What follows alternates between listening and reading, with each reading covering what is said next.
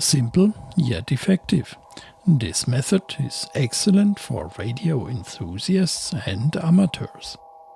Electrical devices are generating electromagnetic fields, but not all of them are interfering with your radio reception. Today we are investigating several suspects like a detective to find out which ones are truly causing problems. The method proposed requires neither expensive EMC test equipment nor expert knowledge. All you need is a simple homemade probe and an SDR receiver to detect radiating devices. Based on examples shown, you can estimate potential disruptions in your own case.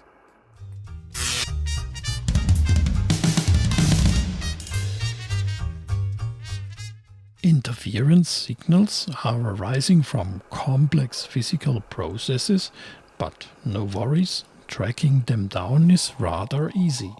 Even though the method is not scientifically precise, it gets you to the solution quickly. We are analyzing frequency, signature, and signal strength to assess whether unwanted radiation has potential of causing interference. Finally, we are identifying the path of interfering signals to your receiver in order to suggest appropriate countermeasures. A 10 turns coil of 6 cm diameter is doing an excellent job as probe. I used solid 1 mm grounding wire you can pick at any hardware store for little money. A transforming balun is crucial for feeding the balanced coil signal into the unsymmetric coaxial receiver input. In addition, it is increasing the sensitivity of the probe by transforming up the signal voltage. In case you are interested, check out our playlist Antennas and Wave Propagation, where we are explaining balance and a number of DIY loop antennas. Any ferrite material with a specific inductance AL of around 1 microhenry per square turn is suitable for the transformer. I'm using a tapped secondary winding to change the transformation ratio, but a fixed ratio is fine. 70 turns are good for a 50 ohm receiver input and 100 turns for a 200 ohm one. You could use a thinner one. I just found that 0.3 mm copper wire is easier to handle.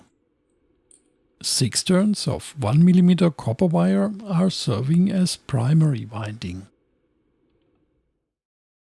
We are phasing it across shortwave, medium wave and long wave bands. Very low frequency listeners are particularly affected.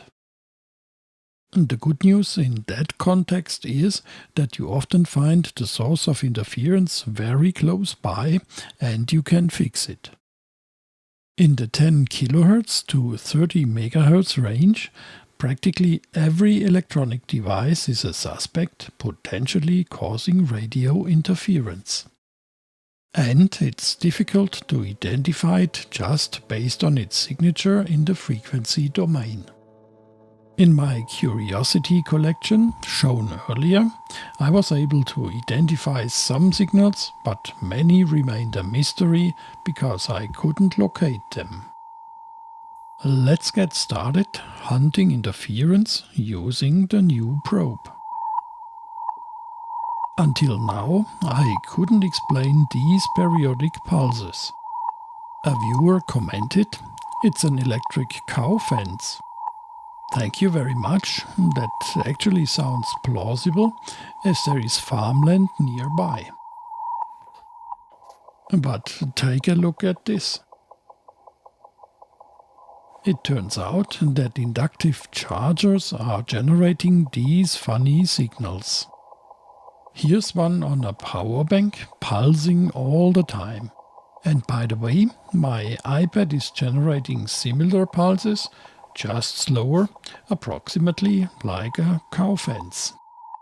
It has a built-in inductive charger for a stylus, and it's checking periodically whether a pen is present to be charged. During my earlier experiments, it was in 1 meter distance to the receiving antenna. You might assume the 40 kHz signal to be a radio service, given its strength and narrow bandwidth. My search was tedious, as I couldn't switch off every device in my vicinity to see if the interference would disappear. Finally, I identified the inductive charger of an electric toothbrush. It's so much easier pinpointing it from a distance and then approaching it using the probe.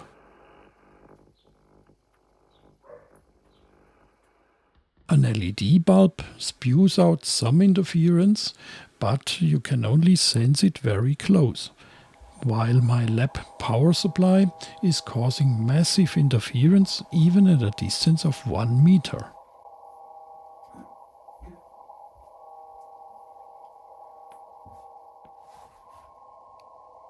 I investigated lots of further suspects and summarized the results in a list I'm sharing with you here.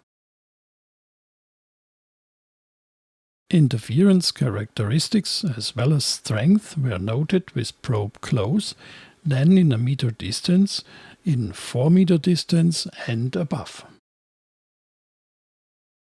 Close measurements constitute in a sense circumstantial evidence, but not yet definitive proof of radio interference. In case devices can be detected at a greater distance, they become highly suspicious. These are candidates that are still detected at a distance of 1 meter. And here is the list of top suspects being detected at a distance of 4 meters. Non-radiating electromagnetic fields decay with the third power of distance. When energy is radiated, fields are stronger since the decay is only proportional. Just to avoid confusion, the product of the electric and magnetic field, called energy flux density, is decreasing quadratically with distance. In theory, interference should disappear if I set up my receiving antenna at a considerable distance from the top interferers I identified. Unfortunately, interference is reaching your receiver through the power grid as well as over the shields of antenna and data cables. Measurable interference near connecting cables is indicating this. Simply put, high-frequency currents on long lines are causing radiation of interference. Ferrite chokes are blocking these currents. However, it would be a huge effort installing them on every power and data cable in the house. Here's a cost-effective approach.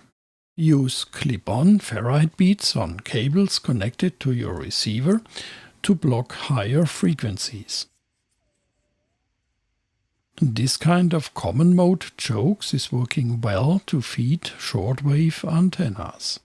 Chokes for very low frequency are typically made from this kind of ferrite cores. However, they are rare to find. Maybe we should design one here on the channel. What do you think? Write me in the comments. And, last not least, grounding the coax shield at the antenna feed point is very effective in connection with chokes. In case you're still receiving interference, put chokes on the power cables of strong interferers. Hoping this video is helping you to find and eliminate interference. Incremental improvements are a cost-effective way to implement countermeasures. Sometimes you need to make a compromise, like setting up the antenna at greater distance. Here's a final tip. In case you want to pinpoint interference from greater distance, you can increase the probe's sensitivity using a larger coil. Now stay tuned and see you next time.